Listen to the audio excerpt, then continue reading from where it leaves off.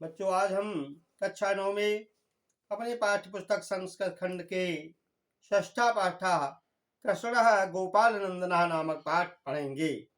गोपाल नंदन कृष्ण, इसमें भगवान कृष्ण के जन्म की सारी बातों को भी बताया गया है। बच्चों, देखिए किस प्रकार से कृष्ण जन्म के बारे में इस पाठ में बताया गया है। पढ़ रहे हैं। कृष्ण गोपाल नंदन, गोपाल नंदन कृष्ण सुविदितमेव श्रीकृष्णालोकोत्तरो महापुरुषः आसीत्।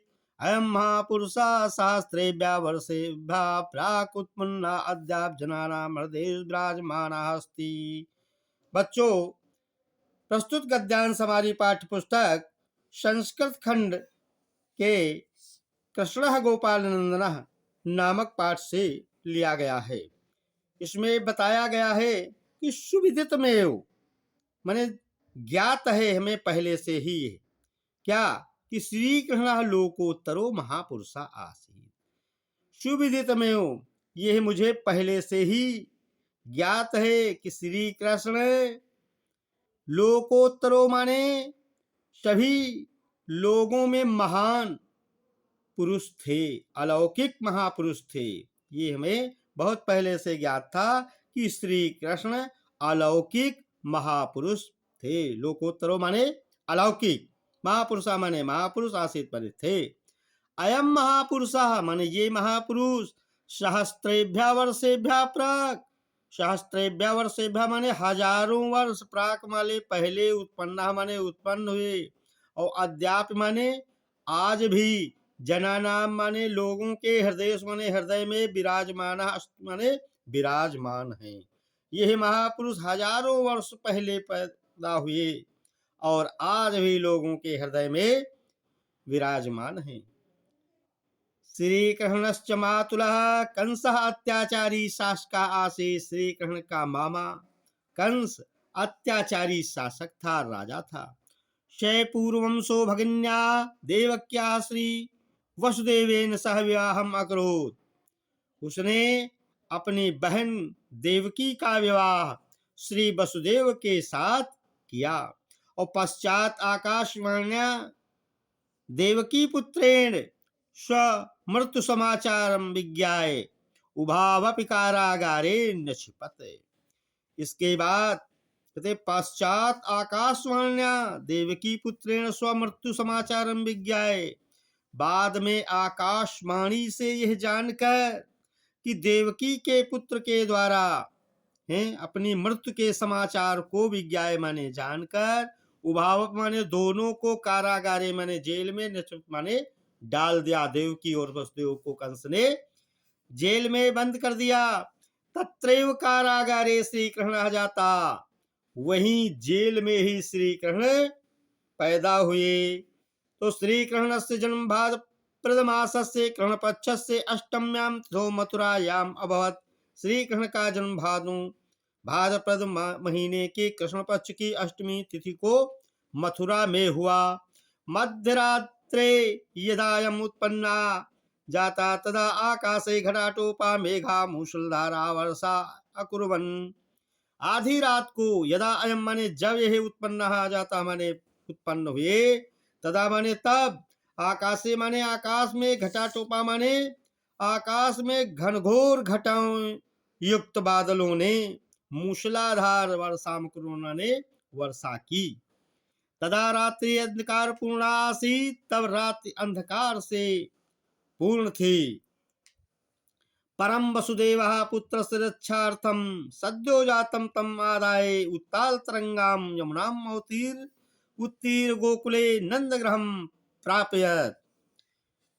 परम वसुदेव, किंतु वसुदेव ने पुत्र की रक्षा के लिए सद्यो जातम माने तुरंत पैदा हुए, तम माने उसको, आदाय माने लेकर, उत्ताल तरंगाम यमुनाम अवतीर ऊंची ऊंची लहरों वाली यमुना को उतर करके या पार करके, गोकुले माने गोकुल में, नंद ग्रहम प्रायत माने नंद के घर पहुंचाया। तत्र बाल्यादेव श्री कृष्ण जनानाम हृदय वल्लभा अभवात। वह बचपन से ही श्री कृष्ण लोगों के हृदय वल्लभा माने हृदय के प्रिय अभवत माने हो गए।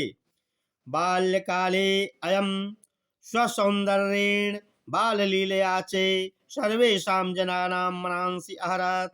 बचपन से ही इन्होंने अपने सौंदर्य और बाल लीला के द्वारा सभी लोगों के मन को हरण कर लिया। कापि गोपिका तम अंके निधाय।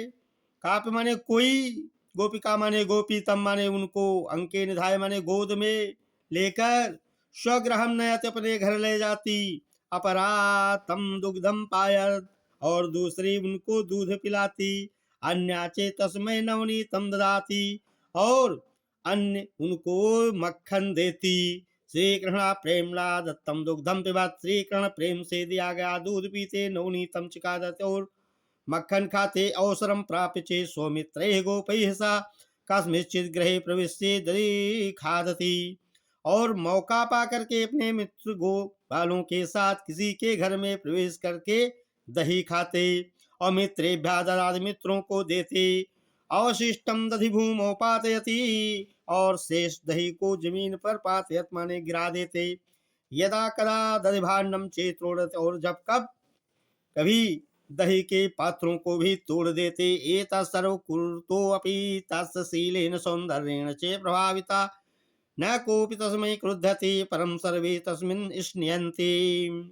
इतना सब करते हुए भी उनके शील और सौंदर्य से प्रभावित होकर कोई उनसे क्रोध नहीं करता, बल्कि सभी उनसे स्नेहंत माने प्रेम करते थे, स्नेह करते थे। अनंतरम श्री कृष्ण गोपालैः सह वनं गत्वा और गाचार्यन्ति। इसके बाद श्री कृष्ण गोपालों ग्वालों के साथ वन में जाकर गायों को चराते, और तत्चे वेणुम वादन्ति, और वहां बंसी बजाते।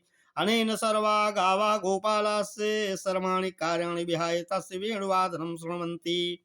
अनेन सर्वा, इससे सभी ग्वाले और गाय और ग्वाल बाल सब कार्यों को विहाय माने त्याग कर उनके बंसी के ध्वनि को श्रवंती माने सुनते। महाकवि व्यासा संस्कृत भाषायाम, भक्त कवि सूरदासा हिंदी भाषायाम तस्य बाल लीलाया अति सुंदरम वर्णनम अकरोत्। महाकवि व्यास ने संस्कृत भाषा में और भक्त कवि सूरदास ने हिंदी भाषा में उनकी बाल लीला का अत्यंत सुंदर वर्णन किया।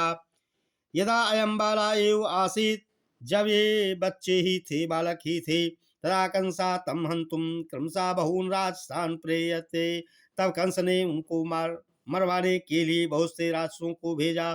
परम श्री कृष्ण स्वकौशलेन और शौर्येण चेतान सर्वान अहन। किंतु श्री कृष्ण ने अपने कौशल और वीरता से उन सबको मार दिया। स न केवलम राक्षसेभ्यः अपितु अन्याभ्यः विपदेभ्यः गोकुलवासिनो जनान अरक्षत। उन्होंने केवल राक्षसों से ही नहीं बल्कि अनेक विपदाओं से भी गोकुलवासी, गोकुल के रहने वाले लोगों की रक्षा की। एकदा वर्षा काले गोकुले यमुनाया जलम वेगेन अवर्धत। एक बार वर्षा ऋतु में गोकुल में यमुना का जल का वेग बढ़ गया। तदा श्री कृष्ण स्वप्राणान अभिगण्य सर्वान गोकुल वासिनः अरक्षत। तब श्री कृष्ण ने अपने प्राणों को नागिन करके, प्राणों की परवाह न करके सभी गोकुलवासियों की रक्षा की। एवमेव संदीप्तो वहौ अयम सर्वान् पशून् गोपालान् चेततः अत्रायते। ऐसे ही आग के लग जाने पर इन्होंने सभी पशुओं और ग्वालों को उससे बचाया, उससे रक्षा की। एवं निरंतरम गोकुलवासिनां जनानां कष्टानि निवारयन् तेषां हृदये पदम धारयते। इस प्रकार लगातार गोकुलवासी लोगों के कष्टों का निवारण करके तेषां हृदय पदम धारयत, उनके हृदय के प्रिय हो गए। अतः श्री कृष्ण बालकालादेव सौत्तमैः गुणैः परोपकार भावनया च लोकप्रिय अभवत। इसलिए श्री कृष्ण बचपन से ही अपने उत्तम गुणों और परोपकार की भावना से लोकप्रिय हो गए। बच्चों, आज हम इतना ही पढ़ेंगे। अब आपका संस्कृत खंड काव्य जो है वो समाप्त हो गया है। अगले दिन अगली कक्षाओं के पाठों के बारे में पढ़ेंगे। आप हमारे आधुनिक हिंदी ज्ञान सागर चैनल को सब्सक्राइब करें, लाइक करें। जय हिंद।